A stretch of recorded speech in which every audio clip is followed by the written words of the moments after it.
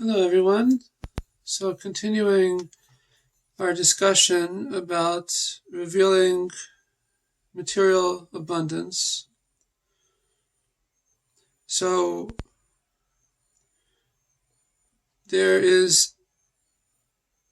going to discuss the important role that Yosef Atzadik, Joseph, plays in all of this, as it relates to revealing what's called the light of the lower half. So Joseph did from the waist down, through sanctifying God's name in private, through withstanding the test of the seduction of Potiphar's wife. And where do we see sanctifying God's name in public? So that's Yehuda. When he came out publicly and admitting that Tamar was indeed a righteous woman. So he said, we're talking about brotherhood, that it's the brotherhood of Moses and Aaron, that through their brotherhood and through the together with Miriam, and through the merit of Miriam, the waters came, so that the Torah was given through these three siblings, through the pact, the brotherhood pact, and together with Miriam. So we said that the verse that Rabbi Shimon Bar Yochai said, speaking out this verse and to bring about rain, which, as we said, relates to material abundance, Geshem, Gashmias, material abundance. Shefes Achim, Gam Yachad, when brothers dwell together. So one of the 7 blessings, the Sheva Brachos, that we say around a wedding, the final blessing is Ava v'Achva Shalom v'Reus.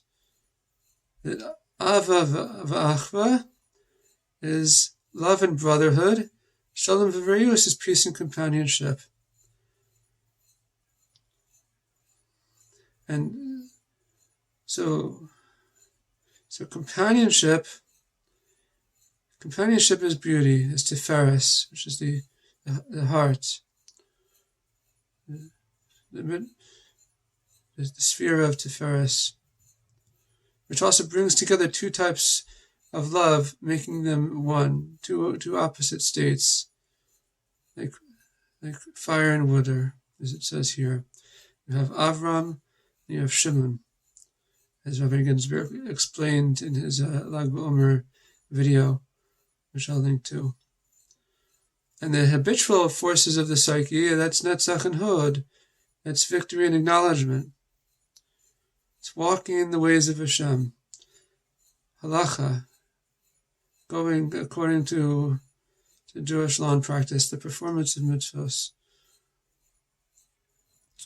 So a lot of times, the person who is plugging away day in, day out, maybe it doesn't make the headlines, but it's the continual service of Hashem, of God.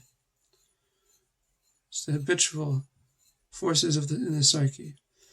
And we said this relates to Moses, from Netzach, victory, and then his brother Aaron to Hod, to acknowledgement.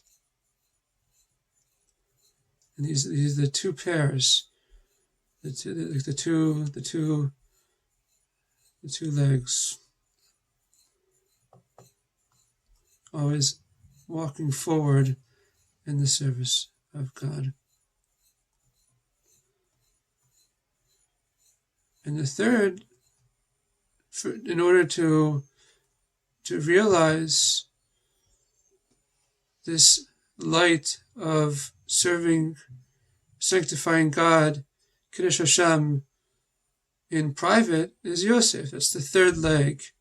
It says that the Brit, the male procreative organ is like a third leg, and it's Yosef who sanctified his birth through withstanding the test of the seduction of Potiphar's wife. So what was, during that time, what was this occasion, what was this day that she thought that this would be a good day to try and seduce Joseph?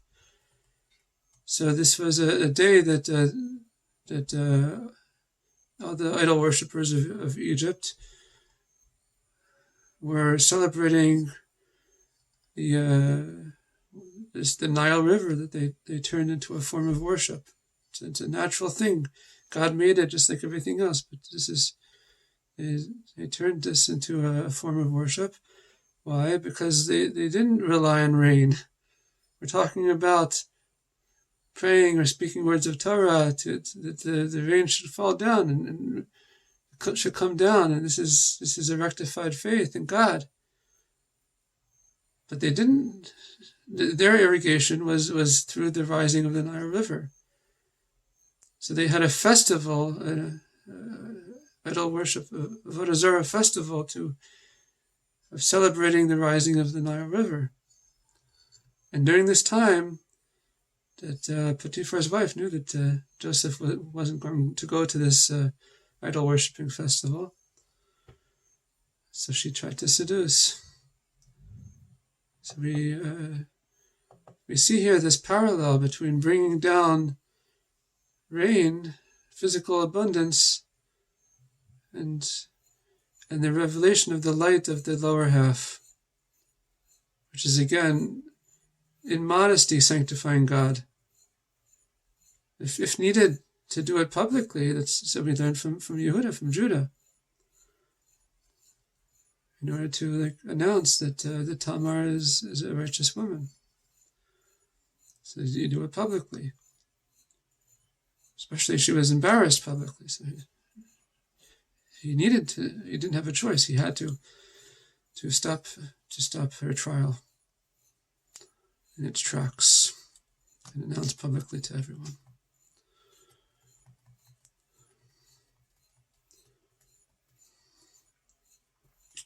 So Rashbi himself we see this parallel between Rashbi and Joseph. Rabbi Shimon Bar Yochai, the author of the Zohar, the day we celebrate his day of passing as a Yom Hilula, a wedding day. It's a rectification, an atonement for through learning the inner dimension of the Torah. We bring the redemption. We bring Mashiach.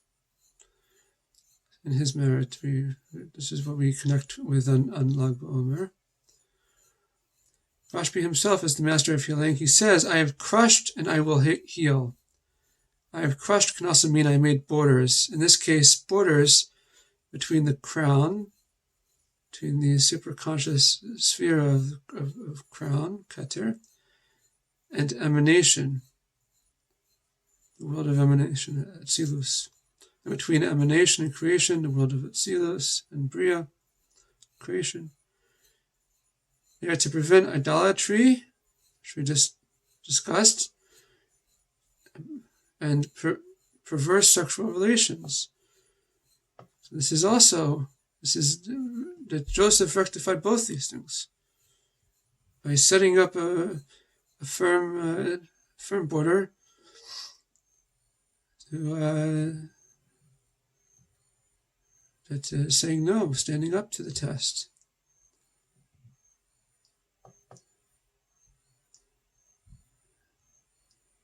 Okay. So this relates to this concept, this threefold concept, which is brought.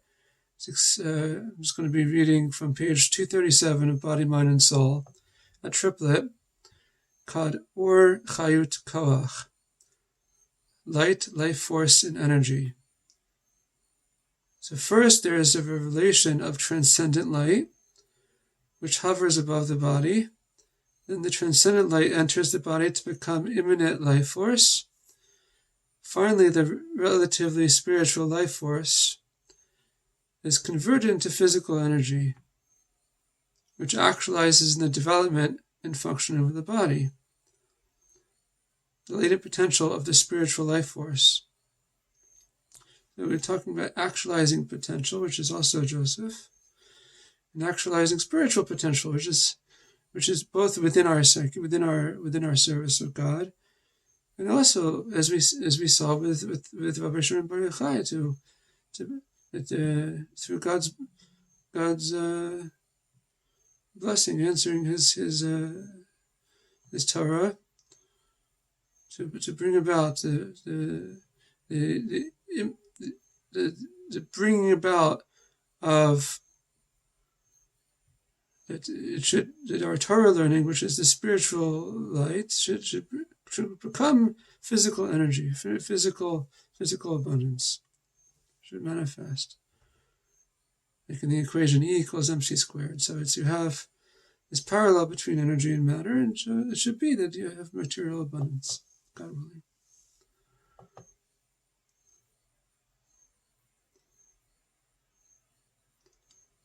Okay. And so then the life.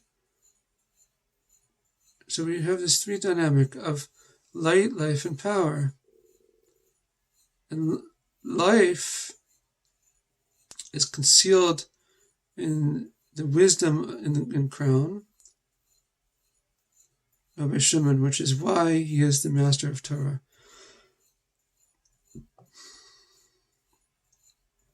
We also talked about the concealed wisdom of the ability of Joseph to reveal the concealed wisdom through his withstanding the test of seduction. So the day after 12 years in the dungeon, and the whole culmination of the story is that he successfully interprets Pharaoh's dreams, and then Pharaoh calls himself not Paneach, the revealer of that which is concealed, which just means the revealer of the secrets of the superconscious. It's dark for everyone else, but not for Joseph, not for Joseph. He's able to reveal that which is for others is dark. Okay.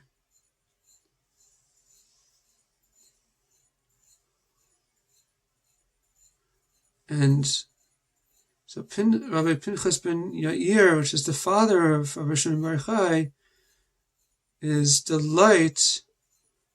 It was a very light individual. His countenance is very light-filled.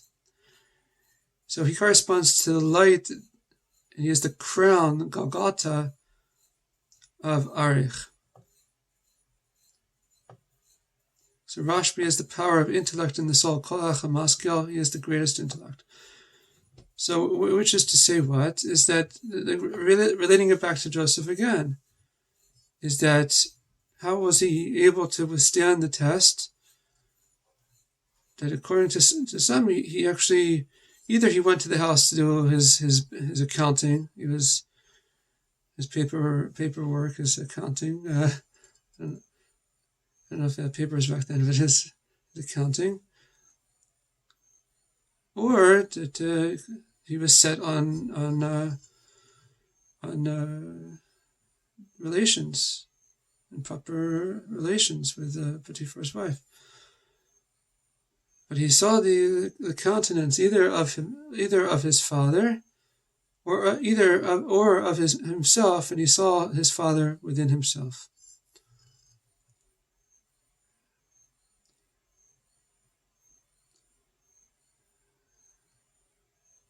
In this merit, he's able to reveal the light of the lower half. So we see very, very much a parallel between Rashbi and Joseph. That when we're talking about revealing the light of the lower half, it's in complete modesty, complete sniut,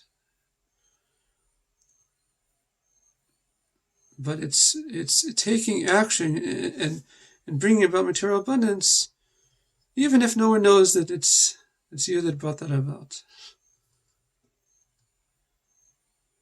It's a great wonder that many times a tzaddik of a generation, like we have the Rabbi, the Lubavitcher Rabbi. So a great many things that would be going around in the world is it's all connected to the tzaddik of the generation. It's just we don't see it. It's there's certain things that we see from the Rabbi, and certain things that we don't see. It's not for the public to think about, to know. These are the hidden world. There's the revealed world and the hidden world. So the revealed world, as we said, relates to the action of Judah, public sanctifying Hashem, God's name, and also like his descendant Nachshon ben Aminadav from the tribe of Yehuda that jumped into the sea of reeds, to the Yam Suf, and caused it to split. That God brought about that it split after he jumped in. So that was publicly sanctifying God's name through his faith and act of it's called in Yiddish Iberkegabenkeit. It's like given over. It's also like Tiferes, like to be connected, to give oneself over from the mid point of the heart, the innermost part of the heart. Okay.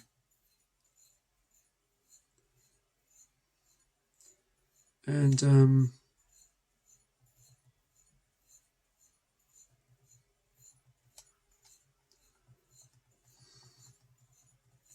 so we talk about bringing about material blessing,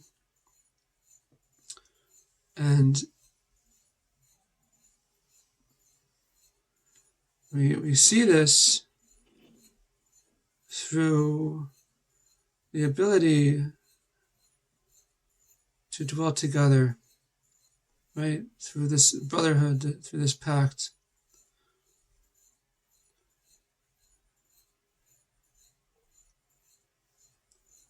Okay. So the Torah was given through Moses and Aaron, as we said, is the two legs, and progressing in our service of God and sanctifying God's name.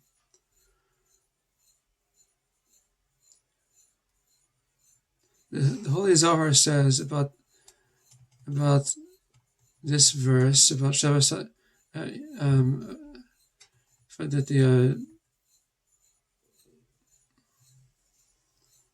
the verse in Isaiah says, "Make rain from the heavens above." The Holy Zohar says about this verse that it contains the secret of how to make rain.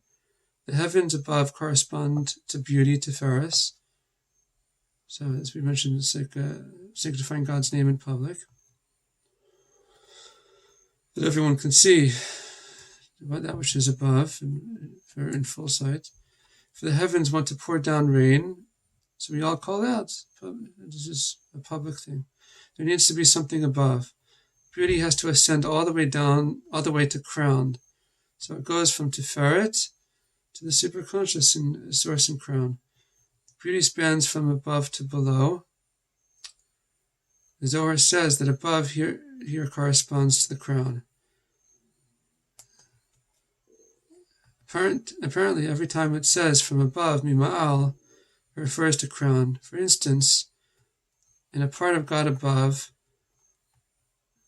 that's said about the divine soul. And we said about the Shechakim, the level of heaven corresponding to the millstones, that corresponds to Netzach and Hod, as we have been discussing those two spheroids of victory and acknowledgement, that are like the millstones that mill the manna for the righteous.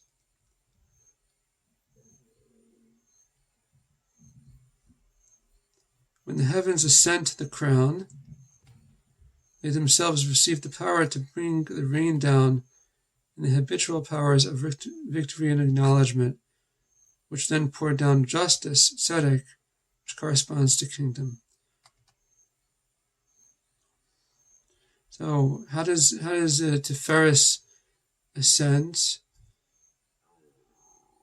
So in the interactions with Judah and Joseph,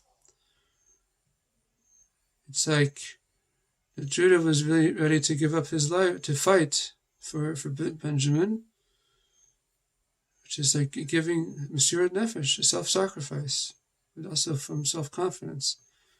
So this is all revealed. But this whole time, Joseph's identity was concealed. So you have this dynamic of, in order to reveal the light from above, in order to bring down material abundance, like Joseph's brothers were coming for grain. Like there was a famine, and in order to bring down for themselves, they needed sustenance. So it's a lesson for all of us, right? In order to bring down material abundance, there's this revealed and concealed identities. We have to know ourselves.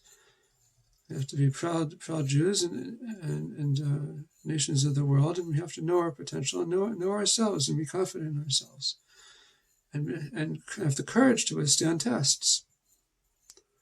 The tests that come our way by divine providence, from Kadosh Baruch Hu, the Holy One, blessed be He. And with the mindset of making this place a dwelling place for God. What's a place that God is comfortable in dwelling in? If there's proper justice, which is the establishment of a proper justice and court system, is the one of the Noahide commandments. It's the one positive out of the 7 Noahide commandments. It corresponds to Malchus, to kingdom. So tzedek, to have proper righteous establishment of a righteous court system and righteousness in the world. Then it says that the earth opens its mouth to take the rain in. There are openings in the earth representing the kingdom of emanation, as we said, the world of Atzilus, to bring the matter down to the lower worlds. So from the highest to the lowest, right? In the Sfirot, this is from Keter to Malchus, from crown, superconscious crown to kingdom. It will then bring salvation below, and charity will cause there to grow below. So charity is tzedek, as we said. Literally it means righteousness, like Yosef HaTzadik. The ability to bring down the light from the crown all the way down. That's what we'll soon discuss. The charity causes the togetherness, yachad. So if we want to be united together, we need to give a lot of charity. Charity makes the togetherness grow. So this is now something from the Rabbi's father, the Rabbi's father, Rabbi Levi Yitzchak In the world of chaos, where all the lights shattered, the lights also of knowledge and beauty fell down. The vessel of crown expanded and reached the top half of Tiferet, of beauty. So how do we get to the bottom half? We said the lights of chaos correspond to Esau, and Esau, the brother of Jacob, wants to be rectified. So the lights of chaos are waiting to be rectified. So how do we bring that about? The shattered vessels don't do creation, don't do anyone any good. It has to be brought down into rectified vessels. And the vessel is the vessel of an expansive crown. So the highest point of crown is simple faith. And we expand it by selflessness. but also by overcoming tests and bringing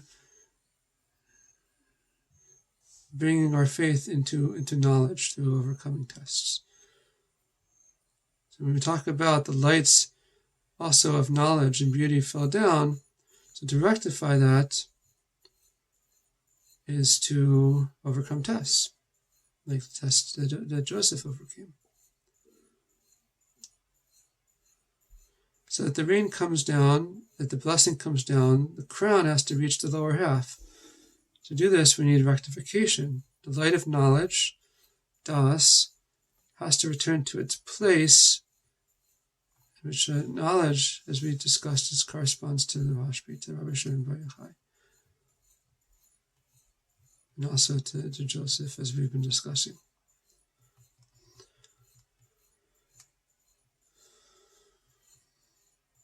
When it returns to its original place, it gives the power to the crown to continue expanding down.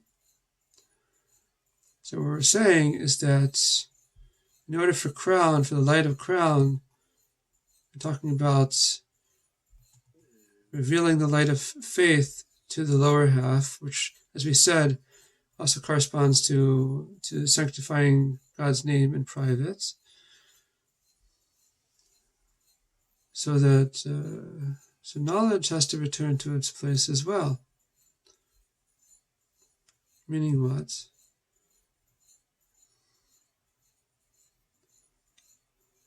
So knowledge is the chamber that opens up the six pathways of the heart, the key that opens up the 6 gateways of the heart.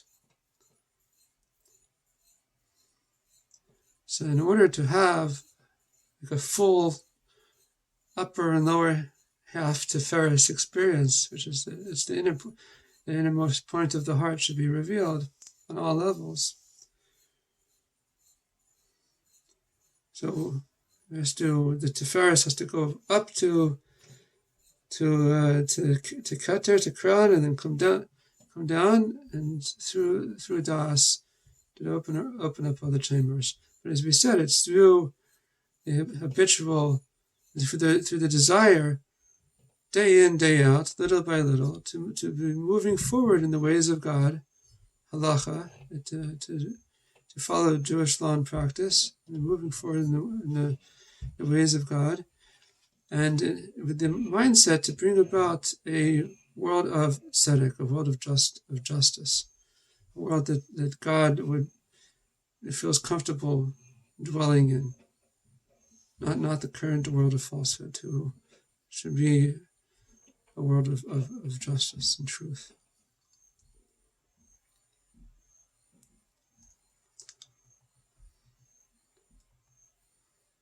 When knowledge returns to its original place, it gives the power to the crown to continue expanding down. The moment that the crown thus expands, as we said, is a function of this desire to bring this dynamic of Keter Malchus, of the desire to bring down the superconscious faith all the way down to that world of tzedek, a world of justice.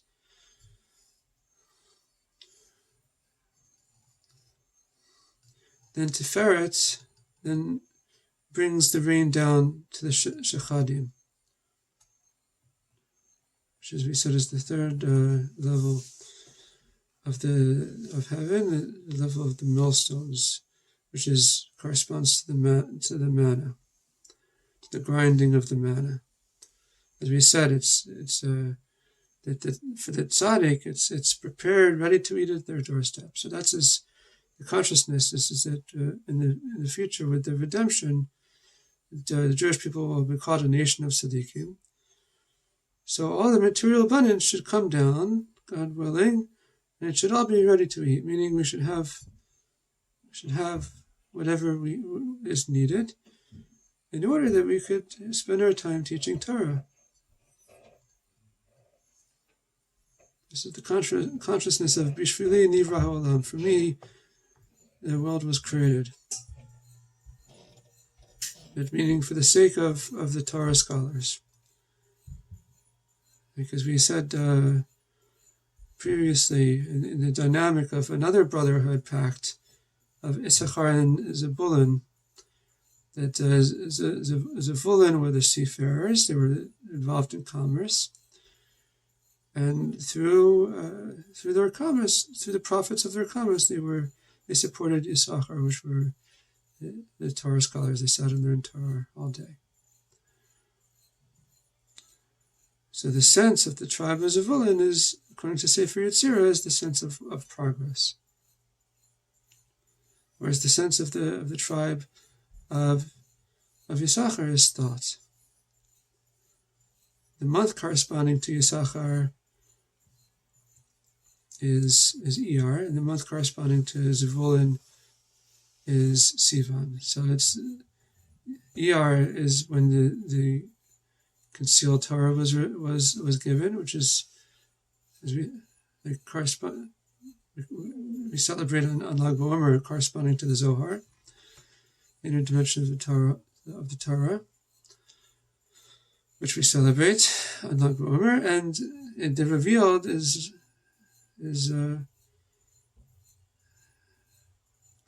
2 weeks later on Shavuot, the giving of the Torah through Moshe and Aaron.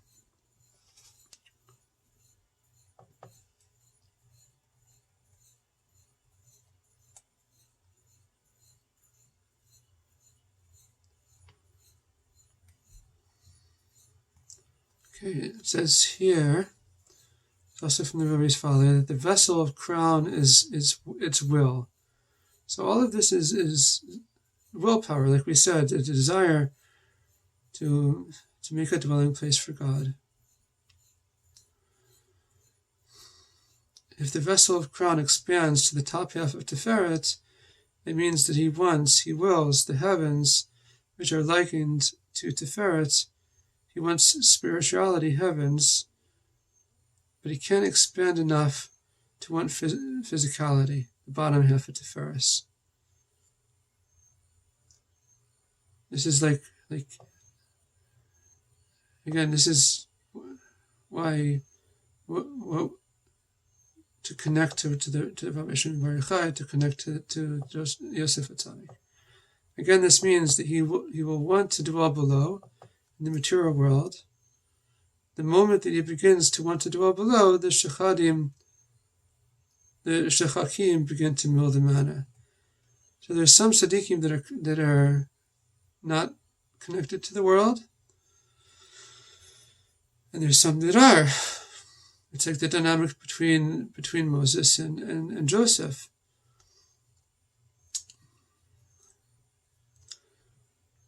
That every successful endeavor, like Moses was setting off from Egypt to begin to receive the Torah and start off the beginning of his fledgling nation.